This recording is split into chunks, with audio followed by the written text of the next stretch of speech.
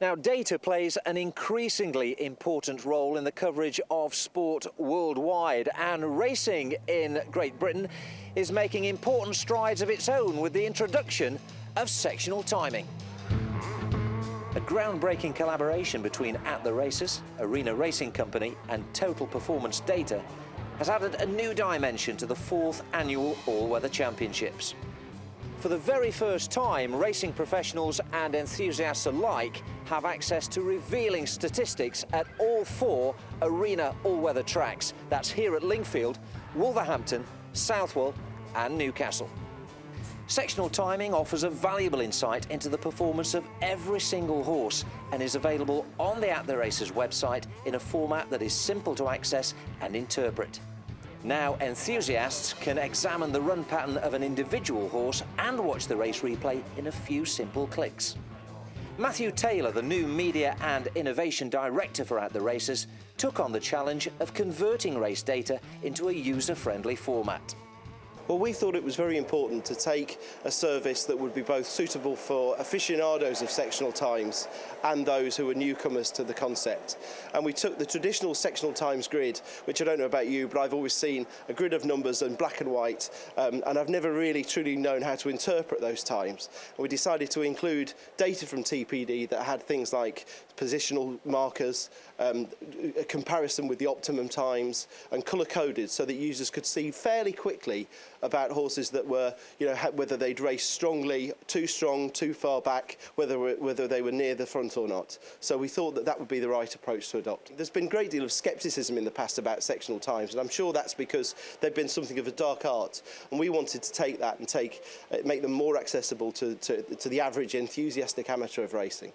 We took our lead from the Tour de France and how they display their various grades of pace, and it uses a colour-coded spectrum from blue through to green, yellow, orange, red to indicate cold, slow speeds and fast speeds, and that gives the user an indication of how the horses are travelling at the time. We work with Simon Rowlands, who's the foremost expert in sectional timing in the UK, and he helped us to develop a series of optimum energy distribution figures, in effect, which we then convert into the times of the race. And those figures take into account course configuration and topography, so that they give an ideal optimum that each horse ought to have been racing at in order to run most efficiently. We've obviously created the sectional timing grid, and that shows a pace analysis bar along the top to give an overall picture of how the race developed, whether it was run generally slowly early on and then quick towards the end. And then we've also created a separate sectional tools tab, which is more of an experimental page, I guess, and that contains 4 key different types of metric to look at the same data. So this includes things like an energy distribution chart. This shows how the horse raced compared to the optimum time within a chart rather than looking at raw figures. We've also done some sectional speed boxes that show the speeds that the horse travelled at each part of the race, and that's in miles per hour. And miles per hour is a concept that we can all understand. So rather than looking just at raw seconds, we're looking at actual speeds that we can all understand and understand the difference between those. The other thing that we've done is created our own efficiency grade, and that's based on a spectrum from A through to F. A horse running at A has run pretty much the most efficient it can do. A horse running at F has either gone off way too fast or finished too slowly. And the last thing we've done is use the traditional finishing speed percentage that sectional aficionados will be familiar with, and that calculates a percentage of effort within the finishing sectional, if you like, which for a mile is the last 2 furlongs. And all of that also generates an icon that we've developed called the flame icon, and you should look out for that because that shows horses that were finishing strongly off a weak pace. So that's something new that we've developed there. So how does sectional timing work? Will Duff Gordon of Total Performance Data created the concept and explains how the data is captured and processed. What we've tried to do is come up with a system that's very portable and affordable, so that it can exist on as many racetracks, in the UK and around the world as possible, so that timing data can become, as normal as a finishing time data. There are some great systems out there right now, but they're only at some of the bigger racetracks. So you've got a sort of data set which is not consistently used every single day. So what I've tried to do is kind of choose a really good technology team and come up with a completely new way of doing it, so that every course can get the benefits of this kind of information.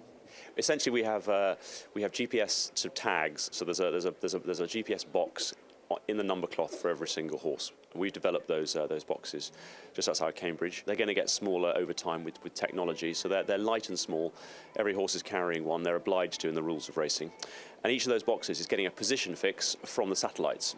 So we can get, a serious level of accuracy using a box that has no infrastructure really on the track, but it's just getting a position update from the satellites. What it does then is it then has to then fire its position and its sort of speed back to the grandstand so that it can go to power graphics, broadcast enhancements, and the At the Races website. So there's a radio circuit board in there and a GPS circuit board in there.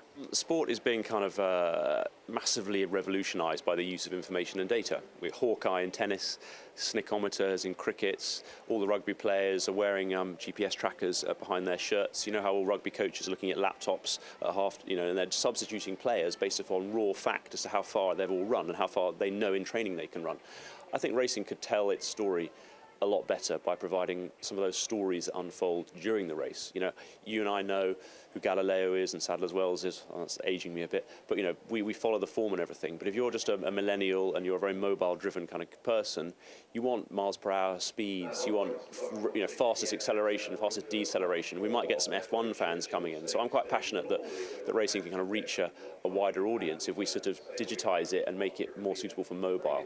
So we're going to be showing kind of pace graphs after every race. So at the moment, Matthew's got some great stuff out there. He's got some pace graphs, but we want to sort of show how did the winner win that race. It's all about using your energy most efficiently. We're physical creatures, and unless you're Frankel, you have to throw down your ability in the most efficient manner. And there's some great stories to be told on, did you accelerate at the right moment? Did you decelerate the least? And it's very exciting. We need a bit more precision, I think, in this sport. As they make the final turn, Good Omen against the inside rail, around the outside, Time to Study swings out just a little bit wide. Sultan Baybars with much to do, then Leopard, and last of all is Ronnie Lane. They're inside the final furlong now, and it is Good Omen who railed like a trap-one greyhound, and he is sprinting clear. Well, he drifted like the Kentucky before the off, but he's going to romp home. Good Omen to win. It's been fascinating for us jockeys to look at, the times and how fast and slow we went from start to finish, and especially the latter stages of the races. And it's good reading. You can look through the race and see maybe how slow they actually, because it's hard to sometimes judge from the naked eye how fast or slow they go, and you can go back and look through and say, well, our horse sort of was at a disadvantage because he went slow, start, finish, whatever. It's definitely a big help to all around. I'm 100% for them. I think it can only be a good thing for the whole sport, especially for owners and trainers and for us, and obviously for the betting public. I think it's more important for the owner watching it. The commentator might say, they don't appear to go fast because one or two might be pulling, and sometimes that can be not really accurate. We can think that we've gone a nice pace, and now with the times that'll back it up. Ed Arkle is the clerk of the course at Lingfield, where sectional timing was initially trialled and launched. We've had it here at Lingfield now for all our flat meetings for about a year. Obviously the All-Weather Championships last year were there, and it's great. It seems to be a really good, accurate system, and from our point of view, hassle-free too. I think the days of people having to clock things off the telly really are probably, if they're not past us, they ought to be, and this is a great way to do it. Certainly when we were showing the jockeys the data on launch day here, they were fascinated in looking at the sectionals, how fast they were going, and also their positions in a race, which find a horse might have been beaten, but if it's gone that bit further, there might be an improvement next time. It works really well, and as we've said, not only have you got the sectional timings per furlong, but how far the horses have actually run in the race, their position during a race, and it must have significant implications for both in-running betting. We talked about tactics in races, and obviously the more data is available, the better. And I suppose, if you can put the data over the top of the pictures and look at what's going on and the speeds the horses are running, the in-running betting people must be fascinated. I was a complete newcomer to sectional times when I started this product, and I think the things that we're kind of looking for are, look at the pace analysis bar. That'll give you an overall picture of how the race was won, and that's a good place to start. When you're looking at the times grid and the colour coding, try to look for things that are against the ordinary. So if you see, generally horses racing evenly in yellow squares, and you see one that's got a blue square, then that might mean that the horse was badly checked within the race. If you're looking at a race, you see lots of red squares towards the start, that could suggest that horses have gone off rather fast. So look for things that are out of the ordinary, because they can identify arguably race winning and also race losing moves. A good idea is to familiarise yourself generally with the nature of the way races are run on the all-weather tracks. So at Lingfield, for example, quite often we see a slow or very steady pace which builds up into a fast finish, particularly from 2 furlongs to 1 furlong out.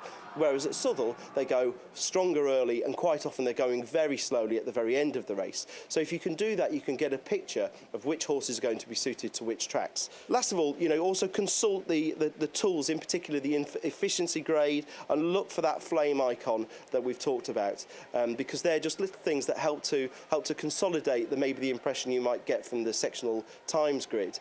And the one thing I would say is, don't use it alone. Use it as in conjunction with things such as the archive video. The idea is that by looking at the times grid first, you might get an impression of what to look out for when reviewing the archive video, so you don't have to watch it twice. You can just see, what you're looking for, and see it from there. You can never have too much information, and anything that's additional to your understanding of a race has got to help. I think obviously it needs to be interpreted in a particular way. ARC and TPD have done a fantastic job to get this live and get this available to all viewers and users, and it's something that I hope the industry as a whole embraces, and that in another decade's time we'll just accept sectional times as part and parcel of looking at races, looking at form study. In an era of online betting, when punters expect fast and accessible form data, this truly is a groundbreaking development. And with the promise of further technological advances, the sectional timing that you have access to right here and now can only become more informative in the coming months and years.